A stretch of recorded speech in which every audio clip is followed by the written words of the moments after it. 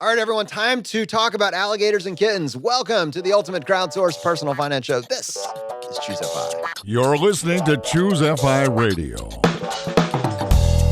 The blueprint for financial independence lives here.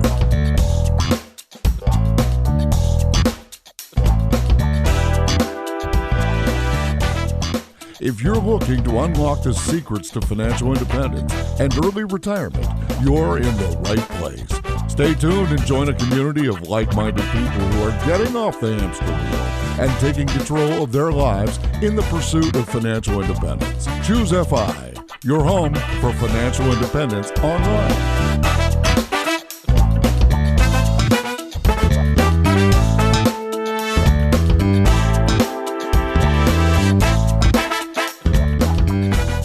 All right, guys, excited to hop back on the mics with you. And I think it's important to point out that Brad and I here in the studio, MK also joining us, we are here on Tuesday recording early in the day. And for those of you living inside the United States, you know that November 3rd, the date of this recording, is kind of a big day. There's a lot going on. And by the time you guys are hearing this, just a few short days from now, you will have more information than we have currently. But I can say with absolute certainty that 40 to 50% of the population is going to be very happy with the outcome, and 40 to 50% of the population is going to be devastated by the outcome, regardless of the outcome.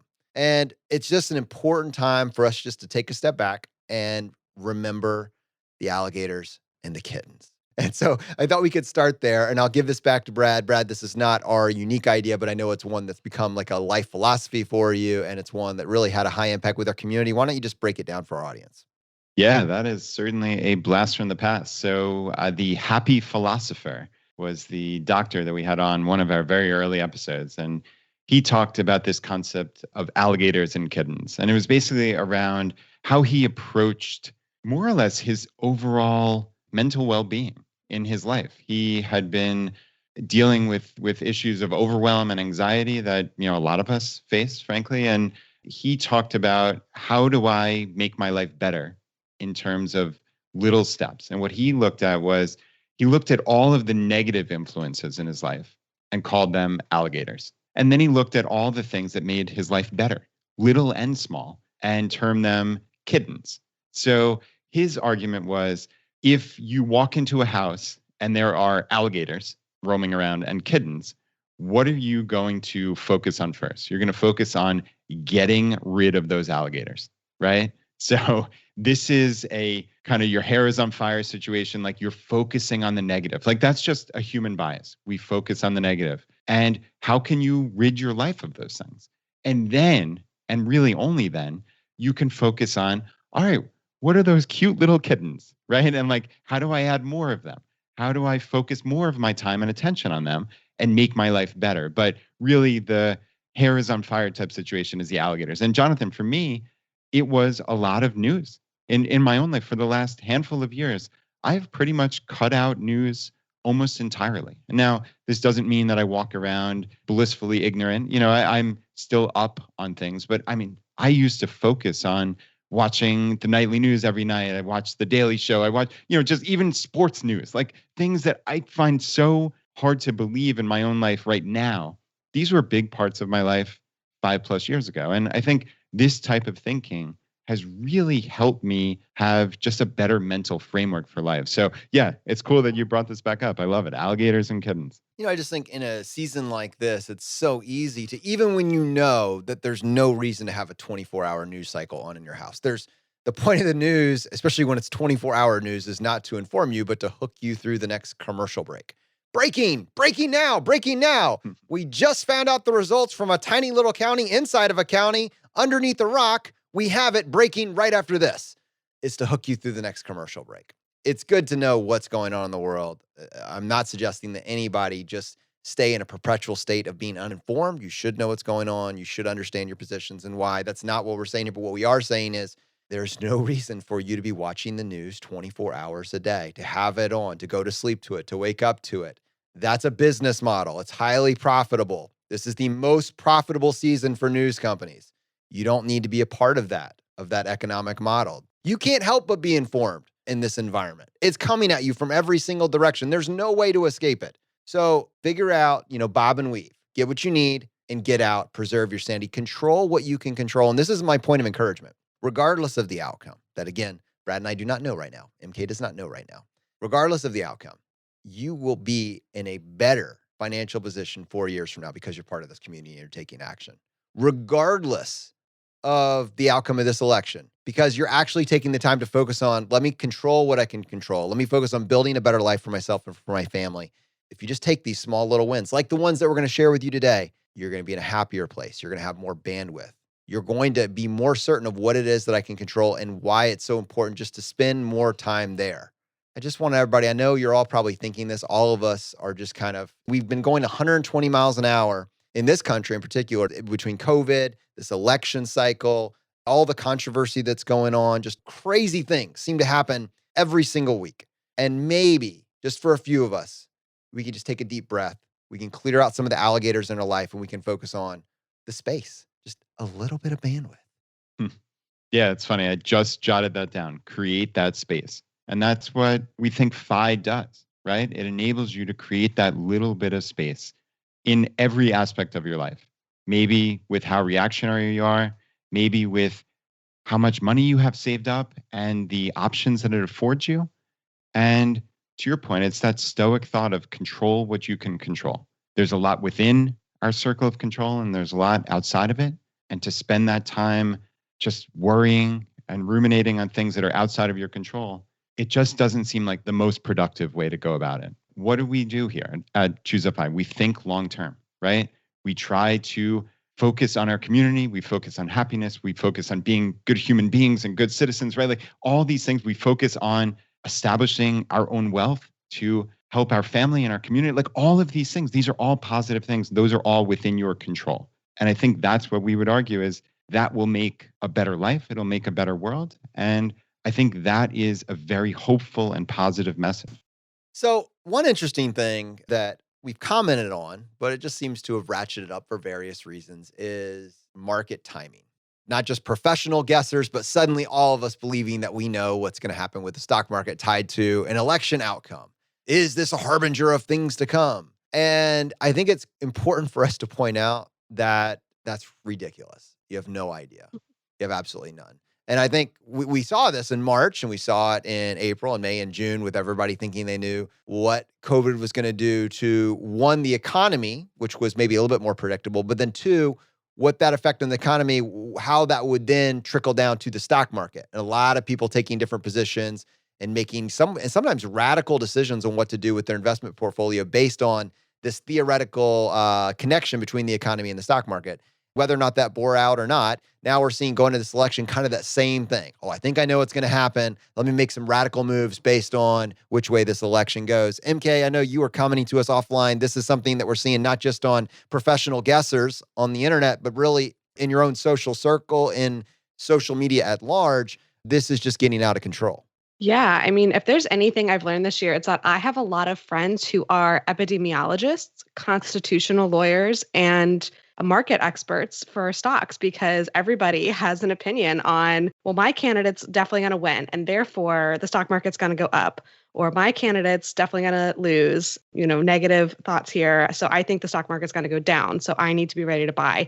And it's just so interesting because we don't know. We don't know what's going to happen. And I'm sure this could be said for every election. It feels like this one's so uncertain, we can't predict what's going to happen. And obviously we're sitting here early Tuesday morning. We truly have no idea what's going to happen. But it's very interesting just to see different people saying what they're doing to get ready to push money into the market, or they're ready to take it out because they think it's going to surge. And you really just don't know. And I think that's why we always go back to, you have a plan, you have that automated. This is the day that the money goes into the account. This is the day that I make the purchases, whether you're dollar cost averaging or you just have that set. And even for myself, so we're in Q4 for the year. I have a solo 401k. So I contribute quarterly to that. I could do it all at once, but I prefer to do it quarterly. And so my cash hit my Fidelity account last week. And I was like, okay, Jason, let's look at our assets. So, how do we want to balance this? Which one do we want to put this in? And he was like, well, maybe wait till next week. I was like, All right. And then there was a dip on Wednesday. And I was like, I'm just going to buy this dip. It could be a bigger dip next week. I don't care. But you know what? My money's already made more money for me. So I'm glad that I bought that dip last week because it just happened to be there. And maybe I will look like a fool if there's a huge dip tomorrow and I could have gotten a better deal. But maybe I'll look like a genius. So 50-50 chance I'm going to look real smart tomorrow or Friday when this airs. Hey, this is Andrew from the Choose FI team. Hope you're enjoying the show. We're going to get right back to it after these quick messages.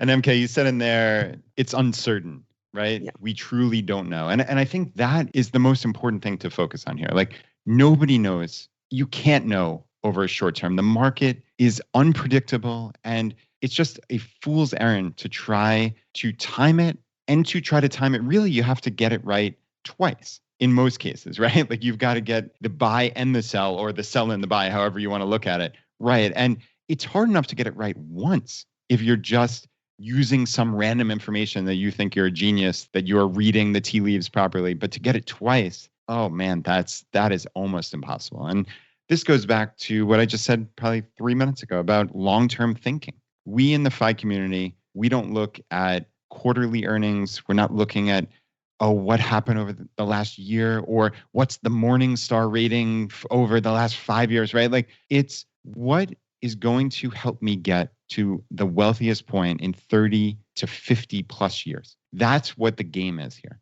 And what are the decisions that are going to give me the highest probability of success over that time period? That is what I look at. And I think that is the game that we're playing. And I think that's really important, especially in times of uncertainty and high anxiety and high emotion, is to remember that it's not short term. It is truly long term, and it has to be. Absolutely. With the long-term thinking, that's where it's really great when times aren't in crisis, when you're not trying to speculate of what big event is going on in the world. Write down that investor policy statement for yourself, for your household. Jason and I have done this, and there have been times where we fall prey to, this is going on, this is crazy. Everybody we know is saying this or hearing this. What should we do? And I usually try to be the level-headed one who's like, well, what does our policy statement say? And sometimes I'm the one who's like, I don't know, we should pull everything from the market. And he's like, what does our policy statement say? So it is nice to know that in a time of calm and a time of really solid deliberation that we wrote that down, because of course, if we could make quick money on the market going down, of course we would want to do that, but there's no guarantee. And having that investor policy statement for our household has really helped us to not be reactionary, not to make rash decisions that could hurt us financially. So that's always something I like to go back to. If you think you've been susceptible to some of the headlines, maybe just take a day away and write that down. So, no matter what happens, you know what you're going to do, what your plan is. And I think if you tie that to what we saw, really, we had a lesson in this just within the last 6 to 7 months. If you go back to March 20th, so February, we had this peak. It was the high, that was the high watermark basically for the stock market. Brad, I always refer to the total stock market. I know your language, for whatever reason, since you don't personally invest in it, is the Dow. So I'm going to use the Dow numbers. That way I don't explode your brain here. Thanks, buddy. In a vacuum, though. Yeah, I don't know why I use the Dow. No, you don't have a dime in it. Weird bias. He's like, that's what you do when you read the papers. You use the Dow. For the rest of us, alligators.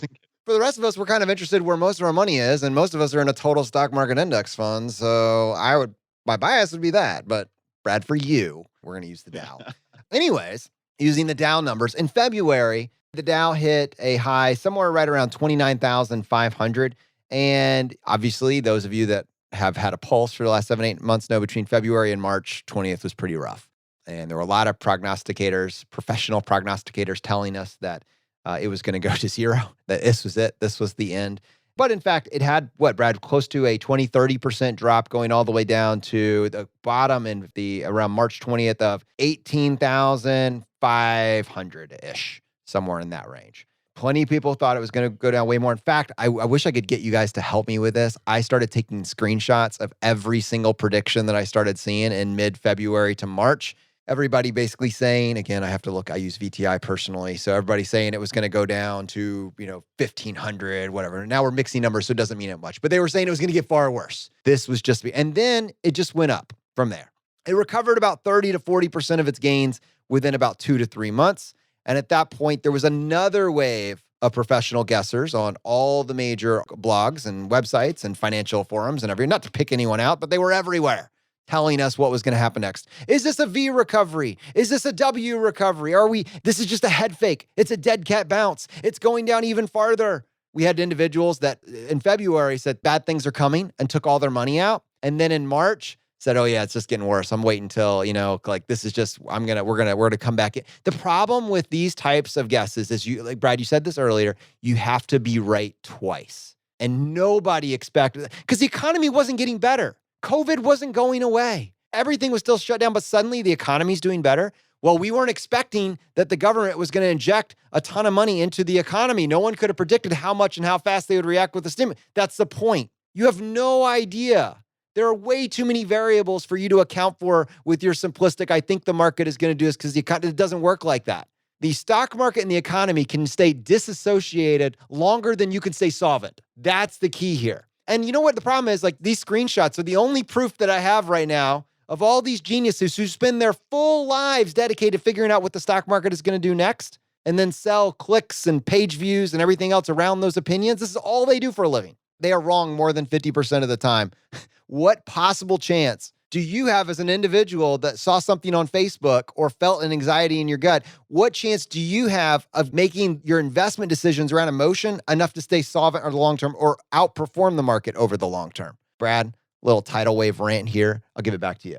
No, that was good. And I mean, the answer is you have essentially no chance, right? There's no way, because again, even if you try to apply logic or what you think of as logic, like I could have come up with any type of logical argument, if you will, in March. And there's no way that I could have predicted that on September 2nd, the Dow would have been back up to 29,100, right? So that just proves, but that's one of many, many, many examples, obviously, that proves you cannot possibly know. You cannot time this, and you can't just watch cable news and think you're going to learn enough to figure it out, to come up with the secret inside the secret. It simply doesn't work that way. So again, this is not about us kind of ranting about cable news or anything like that. It goes back to the beginning, right? It's alligators and kittens. Those news cycles are there to just cause anxiety. They're there to keep you hooked. They're there to come up with some type of neurochemicals that you want to be back. You need to be back at the end of that commercial break. And that is not something that is going to lead to long-term financial success. It's just not. Jonathan, we talk about this all the time here. Like, in our opinion, and everything that we've seen, the highest likelihood of long-term financial success is to control the expenses on our investments. And that's why we highly, highly recommend, for our own lives, obviously, low-cost index funds. We think everything we've ever seen suggests that, again, when you have that timeline, not of day trading or quarters or what happened last year, but 30 to 50 years, the highest likelihood of success is to lower your expenses, and therefore low-cost index funds are going to be your best bet. So that is what helps me sleep at night, because I don't worry about those alligators anymore. I don't have to focus my very limited mental bandwidth on things that are well outside of my control. And everybody listening to this is thinking, well, that was fine for COVID, but now at this election, I just got a windfall. I have $5,000. I have $10,000. I have $100,000. But like, wouldn't it be safer for me this time just to wait to see what happens, before I invest any money? Wouldn't it just be safe? And my point is, that's exactly where we were back in February. That's where we always are. You don't know what's going to happen until it actually happens. And because you can't make an investing plan around that, how many of you right now wish that you could take your $10,000, your $5,000, your $100,000 and invest it 2 or 3 months ago and catch that ride up? And the only way that you would maybe regret this choice if right after next week it went down, but that's only with a short-term mindset because you're worried about what it's going to do the next day. How many of us wish that we could go back and get our money in 2 to 3 months ago? Get our money in 4 months ago. I would even go so far as to say that if you had $100,000 and you invested like as far back as in like January or December, there would be a peace of mind of knowing that money's already in, and now your new money is investing no matter. It's simple for us. Those of us that just say we're going to get our money in the market, we're going to follow our investor policy statement, and we're going to invest new money just as we can, we get to benefit from dollar cost averaging. When you are just sitting on a pile of cash because you're waiting for this perfect moment, the anxiety that comes with that is too much responsibility. And yes, if you only had a 1-year mindset, a 6-month mindset, a 3-year mindset, like I could see how whatever happens next month would be a really big deal. But if you're a long-term buy and hold investor, even from the last year, we can see time in the market is way more powerful than timing. Let's get our money in the market as quickly as possible. That way we can move to a dollar cost averaging strategy. And as soon as you're able to move from, let me drop my windfall all on the perfect day, to I'm going to buy when it's going up, being excited that all my money that's in currently is going up right along with it. And I'm going to buy when the market goes down, being excited that my dollars are going farther. Dollar cost averaging, hear me on this, very important. It is a mathematically guaranteed way to get a better average share price. A mathematically guaranteed way to get a better than average share price. So we need to get to a point where we can be dollar cost averaging. And if you are waiting, just like all your friends on social media, for it to hit a certain dip, the market is going to stay disassociated with the economy longer than you can stay solvent. And you're going to look back with regret. Just get in, get on this path, trust the process. It's a process that's been proven out over 100 years. 100 years. You can do this. Simplicity works to your benefit. And now we'll focus on all the other things, right? We'll focus on earning more. We'll focus on spending less. We'll focus on what do we do with all of our increasing levels of free time? What do we do with that increased cash flow? All the fun things. And Brad, we're saying this and we've been saying this for a long time. And there's individuals that have done way more work on this than we have that have just really advanced the body of knowledge around this idea. And I think maybe it's time like to go back and highlight that again. J.L. Collins, author of the Stock Series and the author of The Simple Path to Wealth. Really an amazing book. Do you have your copy yet? Pick it up, get it as a gift for a friend, family member for Christmas. Like it's a life-changing book. You should read it. We had him on the show back in episode 19. And I think as good as that episode is and how everybody should go watch it, I think we need to reach out to him and ask him if he wants to come back on the show and just I think people need to hear it. It's one of those that you're never done with because you need a reminder. And there's always that nagging doubt. Well, does it still work now? Because we've had COVID, plus we got this uncertain election and all the news is saying it's all over. Does it still work now? What do you think, man? Should we ask Jim to come back on the show? Yeah, I think that would be amazing. We've been talking about back to basics here, right? And yeah, it's hard to believe that was almost 4 years ago that Jim was on for the first time talking about the Stock Series and the Simple Path to Wealth. So yeah, I think we're going to make that happen for sure. All right, Jim, sending you an email. It's coming. All right. So, I wanted to point out that there are people that are actually creating the space every single day. It's so easy to get bogged down in the macro of what's going on in society and miss the fact that every single day, people in this community are reclaiming their time. They're reclaiming their autonomy. They're creating space to really lean into this next adventure, this next inflection point. Patty in the group shared with us today, made our last payment of our 5-year commitment to pay off over $40,000 in credit card debt. It is gone, never to be again. Student loans got paid off last year. Car will be paid off come April. We are slowly getting there. That's not the word. Slowly isn't the word that comes to mind, Brad. That's amazing. Holy cow. Yeah, I just love seeing these wins come in. And yeah, I had one in response to my FI Weekly from Joe. And he said, my wife and I are both teachers, so this past year has been anything but normal for us. There are a lot of factors that we can control, but getting our financial goals and plan in place is something that we can control and work on together. 2 big wins for us in the past month. First, after about 2 months of paperwork, phone calls, and emails, we were able to transfer my 403B from a high-fee broker to Vanguard. Talk about a weight off our shoulders, knowing that we are now in low-cost index funds and not paying fees for a bunch of, quote, perks with our old company that we never used. Our second win is making our first serious credit card rewards program move. We've always been good about using our 5% cashback categories and paying off our credit cards in full every month. But there's something about getting your first Chase Sapphire Preferred card that makes you feel like you've taken it to the next level. Hope you and the entire team are doing well. Thanks for all the actionable tips and information you put out. More importantly, though, thank you for continuing to be a source of positive change by highlighting positive stories and encouraging everyone in the community, no matter what stage of life they are in or what path their life has taken them down so far. He's not wrong about the Chase card, dude. Like, I remember when I got it for the first time, the branding team there, everybody else was doing these little plastic cards. Like this little sheave of aluminum metal suddenly shows up. I mean, by itself, I admit that's probably a little bit of a vanity thing. Hey, check out this piece of aluminum I'm carrying around in my pocket. But when combined with the 2 or 3 free trips that I got out of there, probably the $2,000 worth of value that I got from that card, that metal represented something more. it represented someone that had just leveled up their own personal game.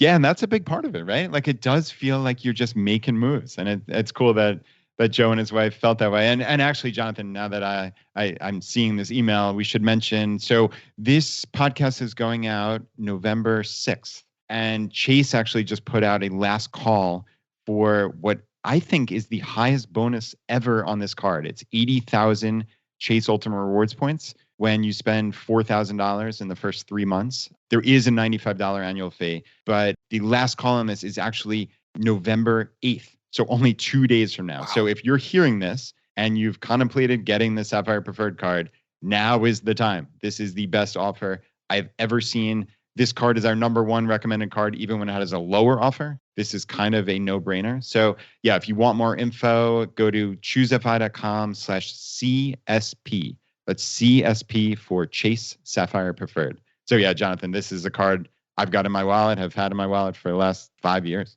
And I should add on to that Joe was talking about his 403B. And when we talk about 403Bs, what you need to understand is teachers disproportionately are the ones that are using these 403B plans as opposed to the 401k that many of us are familiar with. And these 403Bs in many cases are laden with really, really bad fees. And it's actually much harder for them to find a plan that has less egregious options. This is where they find themselves. They're kind of trapped in, do I want to take advantage of the tax benefits that come with investing in a pre-tax bucket? But, oh, by the way, this plan only has really high cost, fee-laden, commission-laden products inside of it and under the shell of annuity products, et cetera. This is a movement that you can and should be a part of. We featured an episode, and we'll get the number for you, but it was with Nancy Bockety. She has a website called Fix My 403B. It was episode 220 of our show. If you're a teacher or know a teacher, you should have them listen to that. We're following up in the coming months with another episode with Dan Otter. And he has a website that started close to 20 years ago, which he's been doing the work, putting the time in. And really only now are they starting to get the traction that you would hope for. You know, it's one of those overnight changes, 20 years in the making. That's kind of where we are in this journey. And we want to help him, give him visibility. And really what that actually looks like practically is it's a grassroots movement of teachers that are aware, that are reaching out, connecting, saying, how can I help? So we'll have that episode coming, and we're going to try to work with them just to make sure you should not be a teacher in this country that's interested in doing better financially, not be aware of this. Because if you're not aware of it, it's going to cost you a crazy amount of money. It's not just limited to 403Bs. It's just that they have less options than 401ks. With 401ks, you have to be careful of this as well. I mean, I was just seeing, we got this message from Crystal saying, the more I read, the more I realize the money we've been flooding into investments via Edward Jones was likely a mistake. We had no idea about fees at the time. Now that I'm educating myself, I keep reading this as a ripoff. To be honest, our investments haven't really done much the past 5 years or so they've been there. This is crazy because this is retrospective. The last 5 years have been bonkers. They've been incredible returns the last 5 years. So for you to say, I'm investing for my retirement and nothing has happened, I've just gone sideways, that's one of two things. You are not invested in just a index fund. You're not in a strategy that's allowing you to keep up with the market. Or two, you're getting crushed by fees. That's it. You know, we don't know what will happen with the market over any period of time. We know what the market has done over any 40-year stretch, and that gives us a lot of confidence. But over the last 5 years, we certainly know what the market has done. And if you're investing for a retirement and your numbers have gone sideways over the last 5 years, someone should be accountable for that, because you could have done far better just yourself following a very simple strategy that we always talk about on this show. So Crystal says, and Brad, I'm going to give this back to you. Does anyone know exactly how to find these fees I'm being charged? It seems so hidden. Imagine that.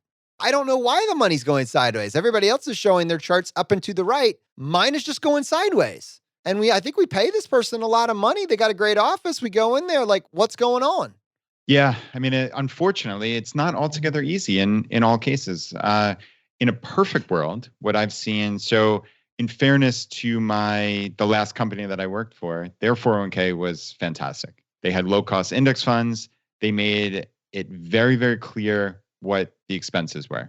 Though I say very clear probably to me, so I might be somewhat biased. But basically what I was able to do was log into the company, I think it was Fidelity at that time, that was the umbrella organization, if you will, that had this 401k. And I was able to click and see my investment options. And they all were down in a straight list. So it was, 30 or 40 funds. And one of the columns in the table was expenses. And now if you're not like, you might see it as expense ratio, you might see it as expenses or expense percentage or something. Usually expense ratio is what you're going to see, but you're basically looking for some column of numbers that are either like from maybe 1.50 down to something as low as 0.02 or 0.03 or some such. So if you found a column, I would say in general terms that looks like that, then in all likelihood, you've probably found what you're looking for. So now I would say that's probably best case scenario, where it's all laid out in one table. You can see it clear as day,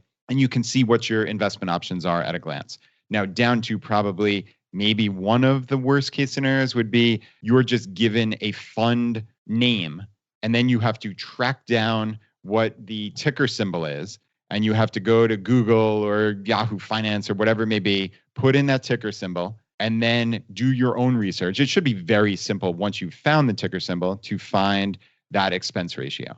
But that's going to take a lot of individual legwork on X number of funds that are in that 401k. So, Jonathan, it probably, I would think most scenarios fall somewhere at those extremes or in the middle. Right? That seems like a pretty decent range of what you'd expect to see. Yeah, I mean, you could also, if you have a guy or gal, you could just ask them, what are my fees exactly? Like you're actually paying this person. They should probably be able to tell you what your fees are and what. Sorry, I was thinking 401k wise as opposed to, hey, I've got a financial advisor.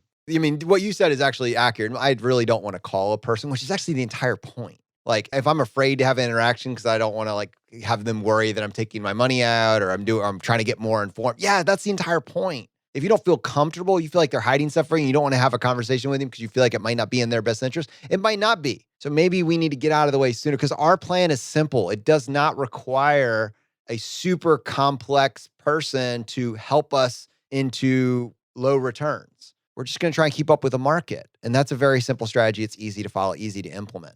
If your investments are going sideways, one is like all of us, part of your investor policy statement, you should probably know what you're invested in. If it's very complicated, it's probably costing you a lot of money. Are you in actively managed funds or are you in index funds? So Brad, you talked about this, what are you in? You look for that sheet on the side there. With my wife's fund, I know she had access to several options. What I basically did is you could separate out the fund had options to some index funds and then some actively managed funds. And they were kind of broken up into those two categories. The actively managed funds, there were a lot more options, but you could see immediately that the expense ratios, the fees were a lot higher for those. And that makes sense. And actively managed funds means you have a person or persons or team making decisions on what funds to buy, when to get in, when to get out. And that actually poses another, so you have to pay them for, their time and what they're actually doing. And then actually them getting in and out of positions cost money because there's tax consequences for that. So they're saying, yes, you're paying us this fee, but likely, our goal is to do better than the market. So that's why we're worth it. That's the theoretical case. It is not borne out by any of the data. And so if you're like, well, you can't even keep up with the market anyways, I'll just keep up with the market and pay less because it's just a computer that basically says, here's what the market's doing. Let's just replicate that position and stay there. That's all an index fund is. Long-term buy and hold index fund. Super simple. You don't need a team of people to make really, really smart decisions, quote unquote. You just keep up with the market. My wife's expense ratios on the index fund were like 80, 90% lower. So we're talking 0.1% as opposed to 0.5% or 1%. I mean, it's just unbelievable. That is direct savings that you're getting. These are really big numbers because they compound and they add up over time. I know 0.1% doesn't like blow any of your mind. The difference between 0.1% and 1% is tens of thousands, hundreds of thousands, maybe even millions of dollars over your investing lifetime. Yeah, Jonathan, you could not have set me up for this better because while you were saying that, I'm furiously like typing in to find this old article that I wrote years ago on my website, richmondsavers.com. It was almost exactly what you set up. So the assumptions here are a little bit off of what we consider now normal at Choose a Vibe, but just bear with me because I think it's illustrative nonetheless. So in this scenario, I basically said, all right, you're 30 years old, you're following the path to FI, you've got $100,000 saved up, you're able to put away $1,000 monthly. So $12,000 a year. I think that's very reasonable for someone on the path to FI. The part that I probably got wrong was I assumed a 9% gross market return, excluding fees. I think that's a bit aggressive, and I would do it again if I could, certainly, but let's just go with it for now. So again, $100,000 now, invest $1,000 a month for 40 years. So with that 9% return, at your balance at year 40 would be about $7.2 million. Wow. So $7,200,000. if you then invested that in something ultra low fee, so 0.05% at the time, that's what Vanguard's VTSAX was, you would have only lost 100 grand to fees. Now, compounded over 40 years, that's really not very much. But if you invested in just a typical mutual fund with a 1% expense ratio, now that sounds like nothing, right? Oh, it's just 1%, who cares, right? But it compounds, to your point. You would have lost almost $2 million. Oh my goodness. $2 million.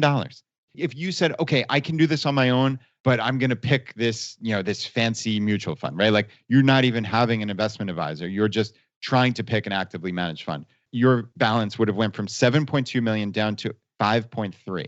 All right. Now, just the last thing is if you then doubled down and you said, you know what, I'm going to get that financial advisor and he or she is going to put me in this fancy fund. So you lost 2%, right? Each year. So you have a 7% return. You would have lost $3.3 million. Almost half of your entire net worth would have been lost just for making that decision to go with the financial advisor who put you in that actively managed fund that in all likelihood, there's no reason to believe that that actively managed fund over 40 years is going to outperform the market at all. And then you have the fees. So that's even assuming the exact same return. I think that's highly unlikely. So I suspect the amount lost would be more than that. But anyway, again, we're talking about back to basics. We talk about long-term thinking. This is as critical a decision as you can possibly make is low-cost, broad-based index funds. Yeah. I mean, that's it right there. You want to know, like, what are my fees? Where are these fees coming from? And yeah, you're asking them to tell you, but you're also checking behind them because you want to make sure they're just not telling you something, right? Which is a bad sign to begin with. And then what am I actually in? So Brad said low cost, broad-based index fund. What you heard us talking about, like the total stock market index fund earlier. We just want to try to keep track of the market. This is kind of a point of distinction because if your investment plan looks really complicated, why? Like for instance, let me give an example. You're in like a target date fund because you're planning on retiring in, 10 or 15 years, something like that. Maybe one reason you're not getting the returns that you would expect is because that target date fund is too conservative for you by far. Maybe it's got you in 50, 60% bonds inside of it and it's adjusting to more and more bonds as you go. Or maybe you've got this portfolio that's a combination of actively managed funds plus maybe some annuity products for fixed income and stability and all these other things. And it's just, well, you need all this to handle any possible variability. These can get very, very expensive. So like simplicity is your guiding light here. And then your timeline is your guiding light. So we're not going to end the conversation here. This is just to get you thinking about what am I invested in and how much is this costing me? This really isn't a conversation about how conservative or aggressive your portfolio is. We'll defer that for another day. Listen to episode 19 of our podcast for more information in the meantime. But we're going to try and get JL Collins back on the show as well. All right, everyone. So real quick announcement. The website is now live. It looks amazing. I'm really excited for you guys to be able to experience it. Go to choosefi.com/start or just choosefi.com, poke around. And let me actually ask you for a favor. So first and foremost, like whenever you're doing a big aggressive website relaunch with a bunch of new features, there will be little tiny things that need to get fixed. Like for instance, on a few of the episodes, the podcast player is not visible. We're aggressively working on getting that fixed. So we are aware of that. That'll be up and live over the next couple of weeks. But if there's something else that you need access to and it's not working for whatever reason, just let us know. You can actually help us. We created this website to be a great experience for you. We believe it is already 3,000 times better than anything we've ever had in the past. And we're going to keep making it better. So if you have something, you're looking for something, you're having trouble finding it or something that's not working, just send us a message, give us your feedback. We'd love to know, is this a better experience for you and how can we build on top of it? This website is intended to be basically a central point for all the resources that we've aggregated up to this period in time and just give you a way of finding them very easily. So Brad, anything else you want to add on that? I know this has been a labor of love that you've been leaning into along with Liz and the team for the past 4 months. I mean, I know it's been going on longer than that, but you really started leaning in about 3 months ago. And I know the relief I'm seeing on your face that you're past this weekend is a big deal. Yeah, this has been a big deal for us. And yeah, just a huge thank you to the entire team for quite literally thousands of person hours that went into creating this. And the entire concept was, as you said, it's to produce something that's really high quality for the community. Something that if you're looking for information, you can find it, you can share it, right? Like this, that's what we always talk about. We talk about making this community stronger, more vibrant, bigger, able to share it with family, friends, colleagues. And yeah, I just want to thank personally Liz, our lead designer on the website. I mean, the Herculean effort that she put in on this is almost hard to describe. And the entire team, Giada, William, Annie, MK, Stephen, Melissa, Kelly, and the whole group. I mean, the amount of work that was put into this is, it's really hard to imagine, honestly.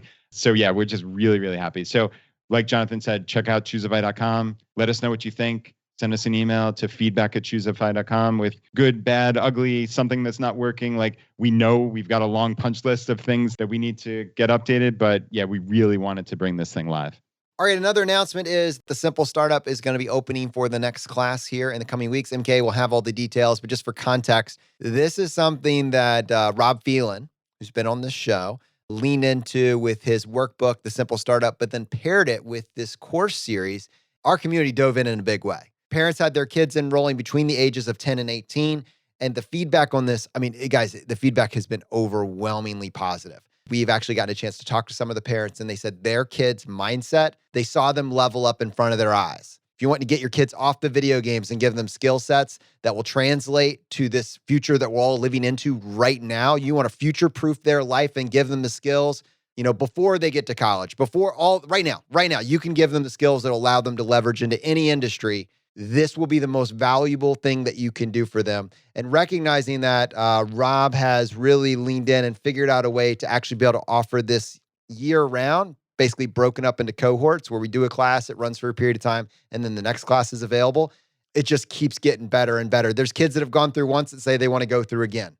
That's the type of feedback that they're getting, just to keep working with them, keep building these ideas out. And I just wanted to let you guys know, for those of the parent, you know, for parents, you're looking for something. You know you need some help right now. You know your kids need something, and you need the ability to work with them, but also have a trusted resource to help kind of guide their efforts and their actions towards building this skill set. This is with you in mind. And I can't imagine a more prescient time than right now. So MK, what are the details on the next open enrollment for the Simple Startup? Yes. So the next session will start on January 18th and it'll run through April 2nd. So there's a current class that's going on right now. It'll run through this academic term, but then the next one will start January 18th. So you can register starting right now, if you're listening to this, through January 8th or until it sells out. We do cap it. So that way every student's getting a unique perspective, and we've sold out for every time we've done this. So don't wait until January 8th. If you're interested in doing this for your student, register now.